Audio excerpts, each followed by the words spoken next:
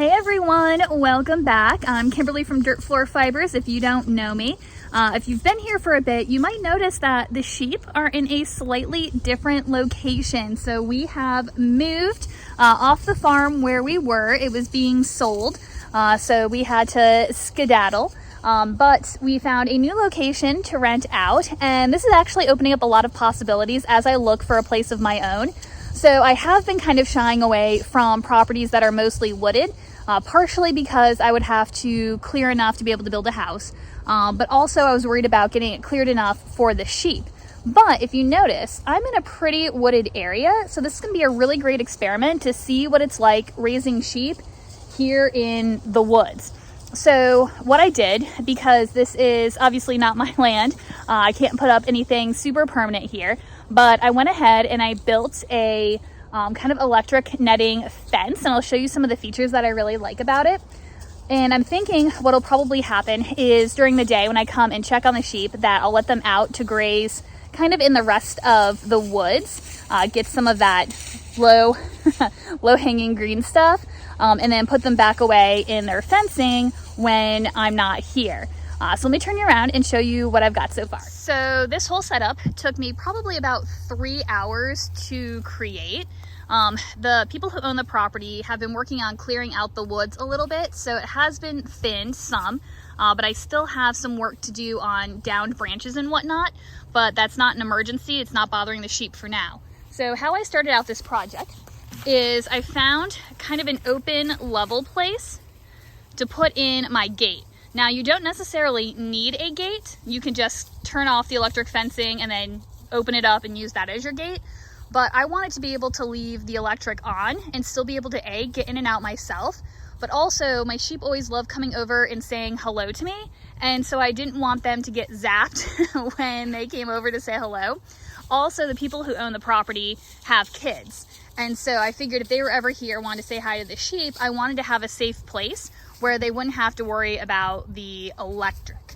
So I put in this gate using just some T-posts. So off of Amazon, I got these T-post gate connectors. These were really, really easy to use. There's lots of videos online to show you how to do them.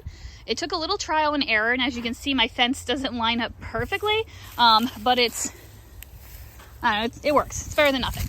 And so basically what it does is you put your hinges on your gate, because this comes by itself, and then you have to buy these connectors. Then you put these on the T-posts. There's 2 of them, and they just kind of sit in place. I'll see if I can show you on the other side. They just kind of sit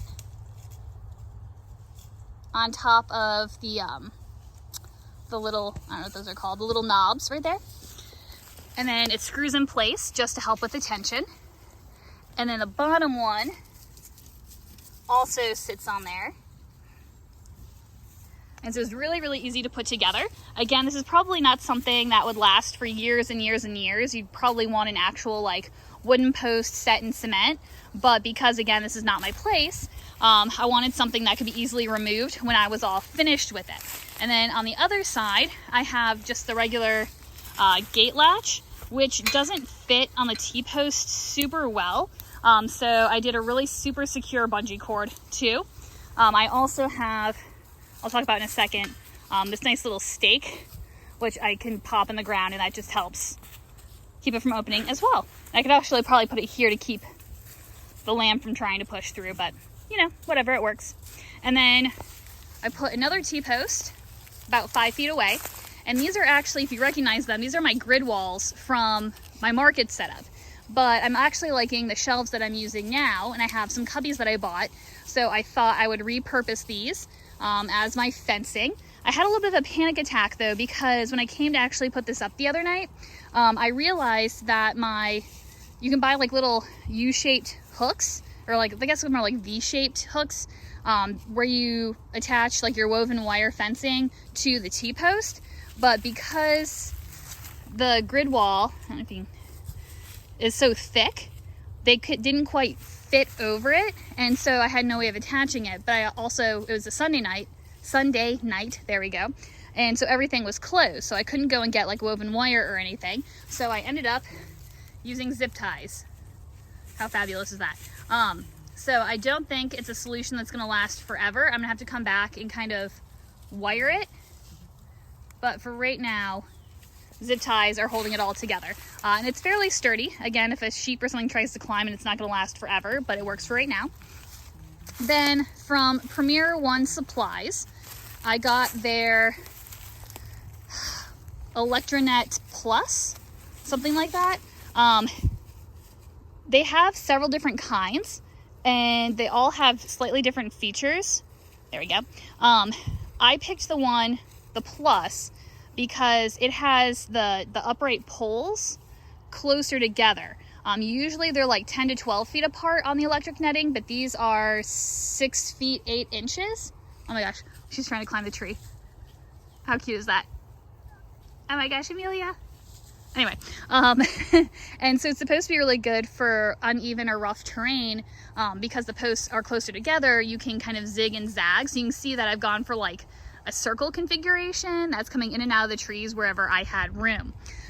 They also have ones that they're called like the Prima Post or something, where the posts are supposed to be stronger but lighter in weight. So a 165 foot fence is the same weight as a 100 foot fence. And so you can make them longer, with the tougher poles that are lighter in weight. Yeah, so lots of different kinds. Also like poundable, I almost got the poundable post ones because I wasn't sure what the ground was like here, because we have a lot of clay soil in Virginia, and also, as you can see, I probably have a lot of tree roots, but I did not have any problem putting this in the ground. If you look, there's like a little step post where you just step on it and it goes right into the ground. So it was super, super easy. And then I also got these extra poles that you can see right here. These are really neat because you can see there's a slot in the top, and so they're for extra support any place where it kind of sags. I've put a few around. I don't know if I'll need to put some more. I figured I'd wait a few days and see where the sheep try to escape from, and then go from there. Then to electrify it, I got the PRS Pro 100, which is a solar panel. It was a little confusing to set up, but once I kind of played around with it, it works super well. The entire fence is charged all the way around, and the sheep are actually doing a pretty good job of respecting it. I've seen a few of them get zapped and then they turn around and run away. But as you can see, they're all kind of staying toward the center right now. They're enjoying exploring all of the different leaves and the textures, so they're loving this new environment. I do have to get them a new hay feeder, though. We left the other one behind. Sergeant, what are you doing? He's like just standing there with his head in the hay. Sergeant, buddy. He's enjoying himself. And you can see I've got like a little tiny water container over there. I'm basically carrying in the water by the gallon at the moment, so I ordered myself a little wheelie cart to make it easier. So yeah, you can see they got their hay all over the ground. This is the expensive stuff, buddies. You need to eat it. Sergeant. I want to poke him with something. What is he doing?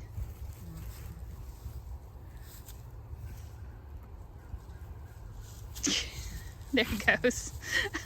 Must have been something really, really good in the bottom of the container. He's covered in hay. There's Felicia over here. Oh my goodness, hi pretty girl.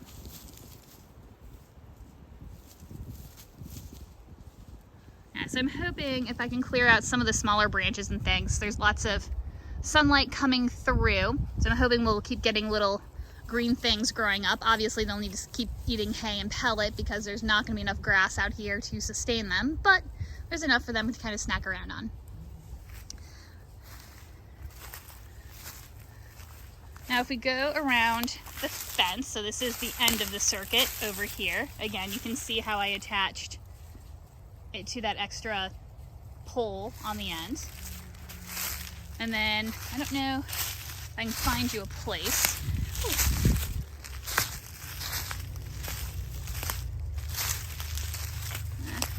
A little saggy over here. I might need to put my pole in over here.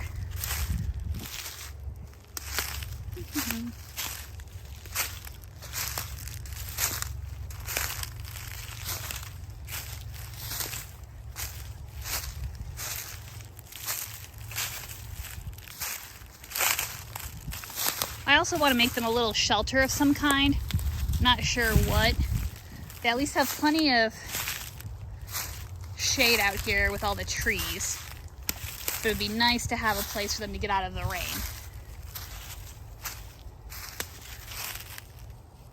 Might just be able to put like a tarp or something over one of these trees and tack it down for a little shelter. I don't know.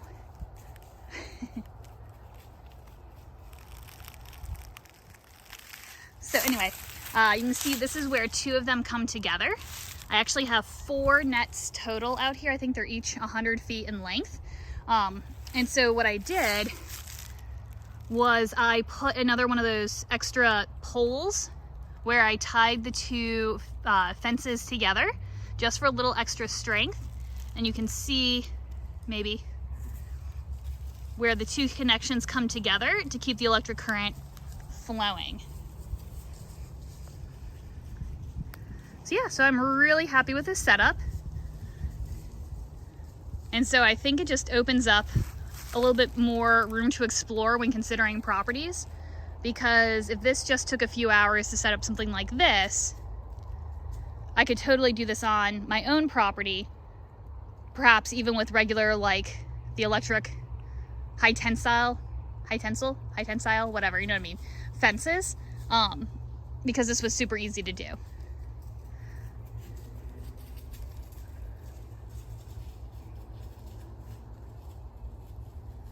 I think I'm gonna really enjoy being able to come out here and just hang out with the sheep. This was a good choice. I hope you enjoyed getting a chance to check out the sheep for a minute and seeing what our new digs look like. I'll of course keep you updated throughout the summer to let you know how it all works out. See you guys later. All right guys, now that the sheep have been out in the field for a few days, I wanted to give you a little bit of an update, and I want to show you my new present first. Okay, hang on. So I got this bad boy off of Amazon. It has like the extra wide tires. They are a plastic tire, not a rubber. The frame is nice and heavy duty metal, this little canvas bag that goes on it. It doesn't have a solid bottom. It's like, if you can tell, it's like, has separate poles. So if I end up having trouble, I might put like a piece of plywood or something to keep it flat, but it looks like it's holding this stuff really well. I think the weak point is probably the plastic handle. Oh my gosh. There you go.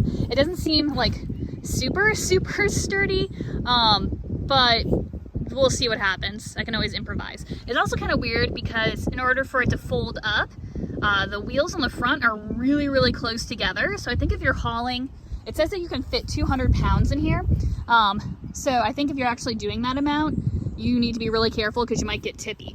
So I've got 7 gallons of water. I would have had 8, but I broke one of the containers when it fell out of my car. I've got a bucket full of feed, and then I've got half a bale of alfalfa. All right, let's go feed the sheep. Say hello to my little friends. They're doing so well. Ah, Denise, what are you doing? So they've done a really nice job respecting the electric fence. I saw a few of them get bit the first day. All right. Hang on, guys. Oh. You can see they've pretty much decimated the green in this area in the last 2 days. So we're working up being able to actually go out and graze where there is more green. But they misbehaved yesterday when I tried to let them out. They came out of the fence and then took off running down the pathway toward the open field and my car. So, I know, you're in trouble. All right, let's get these guys fed. All right, so they've now got their hay, just super happy about. Don't know if you can tell, but I refilled their water. It's working for now. But definitely when it gets hotter, we're gonna need a bigger container and more to haul. Making a mess.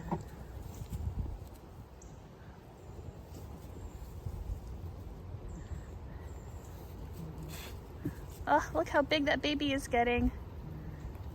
She is precious.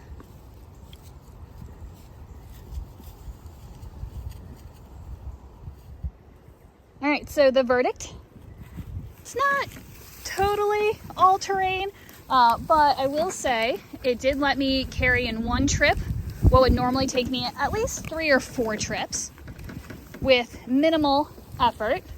Not minimal, I mean, it was hard to pull, but that's okay.